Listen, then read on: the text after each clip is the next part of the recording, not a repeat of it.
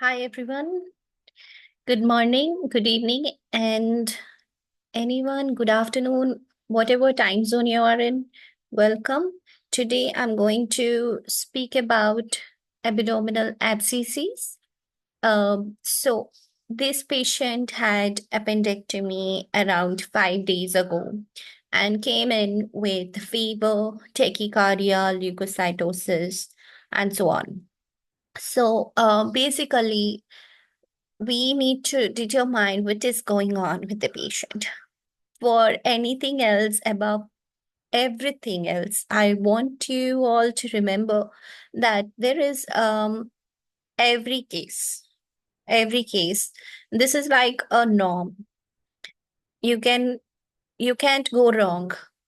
So many times we tend to rush in to let me turn off my video. 1 second.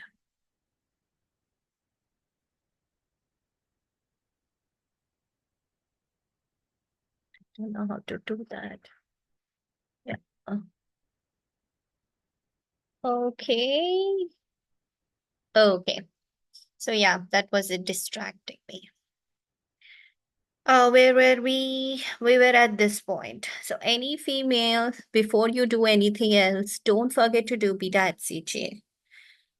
Because a lot of times you may end up having ectopic pregnancy, right? So there are a lot of differentials for this. There can be pelvic inflammatory disease, there can be other abdominal pathologies, and so you may want to do imaging tests. So before you do imaging tests, check the patient on pregnancy status. And then, what are the orders I missed in this case?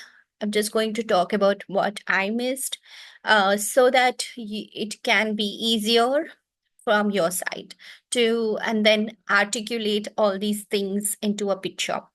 So anytime we see abscess, we see oozing, discharge, and in that case, we will do abscess, gram stain, culture.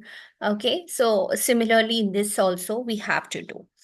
Another thing is you can do urine analysis, urine gram stain. Again, all that comes into the abdominal pathologies.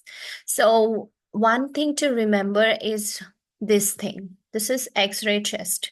X-ray chest is pretty important because in some cases there can be the abscess making way to the lungs. So, just to rule out lung pathologies, you may want to do X-ray chest.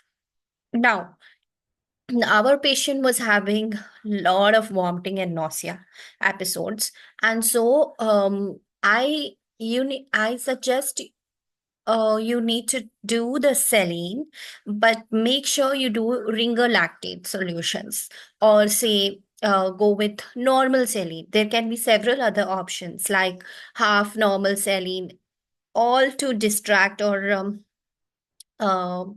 or to use in a particular situations. So, if a patient has had nausea and vomitings continuously, there is hyponatremia, and so you do not want to overcorrect immediately with the larger doses of sodium. So, we slowly want to correct it. Just start with ringolactate solutions. And then once you did the you ruled out lung pathologies, you are going to the ultrasound abdomen. In the abdomen, you confirm the abscess. Now, if the abscess is smaller, you can always go with needle drainage, because this is easier to do and there will be no post-op complications. The hospital stay is minimal, so it's best step here. We can simply do start with the minimally invasive tests. Every time on CCS, if you go with invasive tests, there is always a risk of cutting down on points. Especially in a case like this, if you click on laparotomy, it is of no use, because it is aggressive, and this is something that they don't want you to do. Know what is expected of you, and just be in that ground. So First, start with less invasive techniques. For CCS, this is the most important, like the message that I want to convey. And then, of course, for any abscesses, you might want to know the antibiotics like metronidazole, meropenem, imipenem, um, all that sort of antibiotics. So, for just note that if you have abscesses on the imaging, if it's a smaller one, it is likely to resolve. There, you can just do warm compresses and give antibiotics. In this case, it was around 5 or something, but then it wasn't so large enough. And so, IND, that is the needle drainage abscess, is the option to click on. Um, and so this is one thing.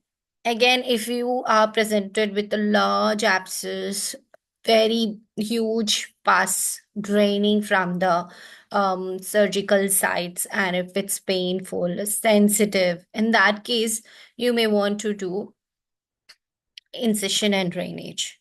If it's smaller one, then it's needle drainage. So, oops. Yeah. This is basic stuff on orders and treatment of abdominal abscesses. Um, so, if you want to um, go through it in a deeper view, um, then feel free to reach out to me and we can go about that.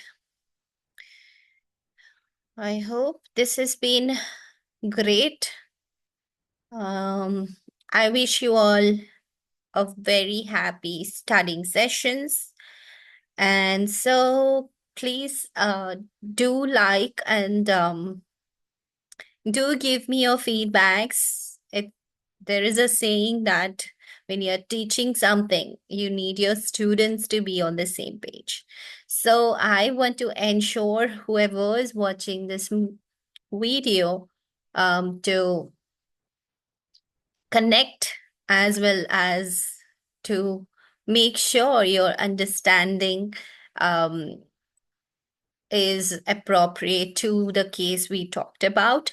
And so please feel free to leave in the message so that I feel glad about what I'm doing.